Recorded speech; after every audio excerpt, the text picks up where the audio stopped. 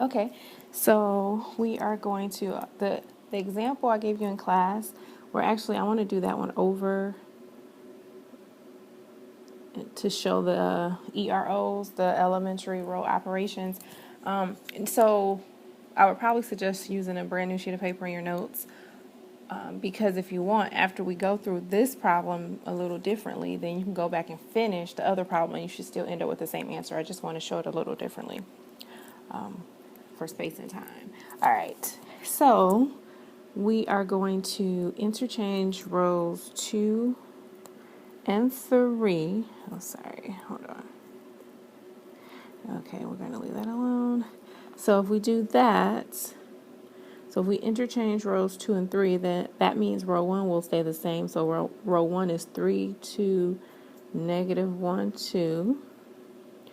Row 2 and 3 would be switched. So now row 2 is 0, 2, 0, 6.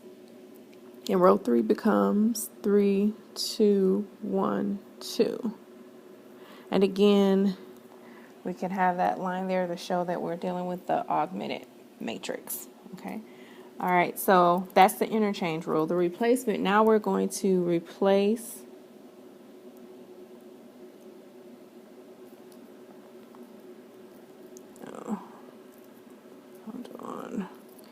replace row 3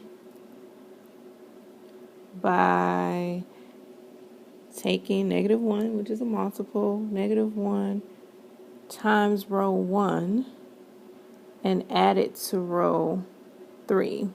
Okay, and so when we do that, this becomes our new row 3. All right, that's just for our knowledge. Okay, so if we're getting a new row 3, that means row 1 and row 2 won't change. So row 1 will stay 3, 2, negative 1, 2, and row 2 will stay 0, 2, 0, 6. Okay, so now we look at, we're taking negative 1 times row 1, so that's our row 1, and then we're taking that value and adding it to our row 3. Okay, so then that means negative 1 times 3. All right, negative 1 times 3. Oh, no, I don't like that. Okay, negative 1 times 3 is going to be negative 3 plus 3 is going to give us 0. Let me go back to my red. That's going to give us 0. Negative 1. Then we look at our 2. And so negative 1 times 2 is negative 2 plus 2 is going to give us a 0. And then we look at our negative 1. So negative 1 times negative 1 is 1, and then add that to 1, we're going to get 2. Negative 1 times 2, that last term there, negative 1 times 2 is negative 2 plus 2. And actually, I see I have an error. That should be a negative 2. So it's actually going to be negative 2 times negative 1 is positive 2 plus 2, which will give us a 4. So you want to be careful, again, with your arithmetic and check it to make sure, because again, one mistake will throw your whole problem off. Okay, so that's our replacement rule. And then the multiple, it just tells us we can multiply a row by a non-zero scalar. Okay, and so what we're going to do is we're going to multiply, and we could have did it differently. Again, there are many ways to do this. Row 3 by 1/2. Okay, so if we do that, we multiply row 3 by 1/2. And again, row 1 and row 2. So row 1, 3, 2, negative 1, negative 2. 0, 2, 0, 6. And then now multiplying row 3 by 1/2, we're going to get 0, 0, 0, 1, and then 2. Okay, so just continuing on from that. And so recall that when we wrote this in terms of our augmented matrix, that these were the coefficients for x1, these represented x2, and these represented x3, and these, of course, were our constants. And so when we are finding the solution to this linear system, we look at that last row, and that tells us that x3 equals 2. Okay, so we have a specific value for x3, and then that second row tells us that 2x2 equals 6, and so that tells us that x sub 2 equals 3. All right, so we have x sub 2 and x sub 3, and then that first row tells us that 3 times x sub 1 plus 2 times x sub 2 minus x sub 3 equals a negative 2. Well, we have our values for x sub 2 and x sub 3, so we can use substitution to solve for x sub 1. So 3 times x sub 1 plus 2 times 3 minus x sub 3, which is 2, equals negative 2. And then so in your notes, you can follow the steps to simplify, and you should end up with x sub 1 equaling negative 2.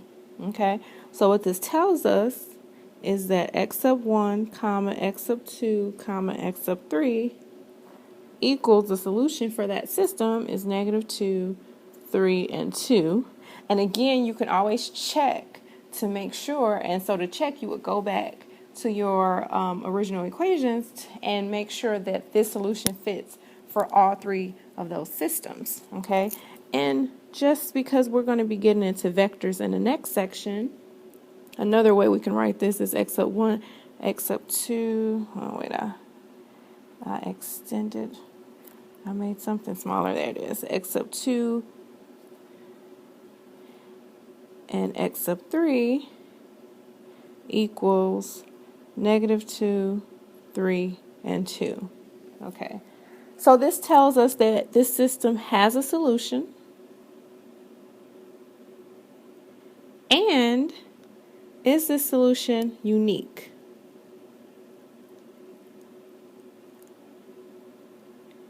Okay, so think about that for a minute, and so if you want, you can stop this and then think about to see if it's unique. I'll pause. All right, so it is unique because x sub 3, which was one of the first values we found, that's a specific value. And x sub 2 was actually a specific value. And so we needed those specific values to determine x sub 1. So that tells us that, yes, this is a unique solution.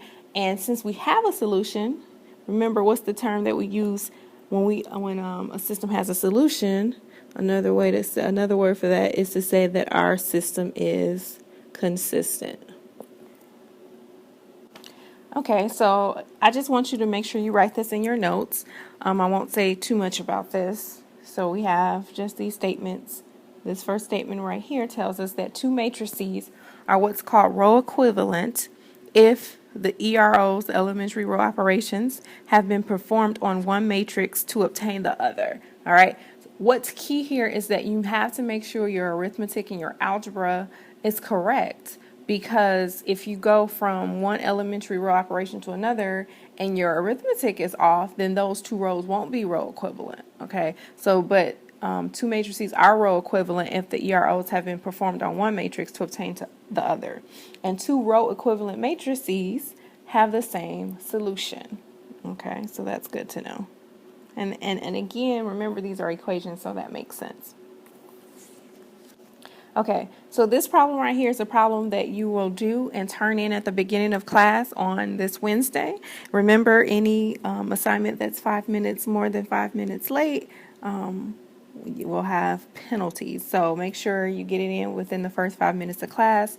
Turn it in, make sure your name is on this. So this is the system. I want you to tell me using elementary row operations, and we're going to learn shorthand when we get to class actually on how to do our elementary row operations without writing it out. But for now, to practice, I want you to write it. Make sure you use the words interchange, replace, multiply, so I'll know which elementary row operations you're using. You don't have to use them all, and you can use them more than once. Okay, so take this example, tell me whether the system is consistent, which means does it have at least one solution, and if a solution exists, is that the only solution? Okay, so solve the system and then answer those two questions. Okay, and make sure you turn that in on Wednesday morning. This is your homework problem. Remember, the other homework on my math lab isn't due till Friday. But this one is due in class. Okay, so this is the last thing in the notes from section 1.1, and then we're all caught up on section 1.1, and again, we'll be starting section 1.2 on class Wednesday. And so throughout this course, the two important questions that we'll be answering are right here. Okay, so is your system consistent or inconsistent? And we'll be discovering different ways to determine that, and if so, is the solution unique? So those are two very fundamental questions that we'll answer throughout this course. And so here, sometimes by looking at your system, this is the augmented matrices, we can determine whether our system is consistent or inconsistent and unique, actually. So let's look at this first system. And here, think about this in equation. So I already labeled x, y, and z as our variables. And so let's think about what this is saying. All right, so this is telling us that 2x minus 3y plus 2z equals 1. The second equation is telling us that 3y minus 4 equals 8. And then the third equation is telling us that 0 equals 5/2. Okay. Now, hopefully something's looking weird to you, right? Because we know that 0 doesn't equal 5/2, and it'll never equal 5/2. So this is never true. So this right here, having that form right there, that tells us that we have no solution and our system is inconsistent. Okay. And so when you're doing matrix, when you're doing these operations, and again, in the next section, we'll talk more technical terms about exactly the procedures and process. But when you end up with something like this last row right here, you can stop. You don't have to continue doing any type of elementary row operations, EROs, because you know that your system won't have a solution because 0 will never equal 5/2. Okay. Now let's look at, hopefully that made sense. Now let's look over here to our second matrix, augmented matrix. Now here we have, again, we're going to write out, so that's 4x plus 3y plus 2z equals 7. This is 2y plus z equals 3. And this is 0 equals 0. Okay. Now this one is different because this is always true.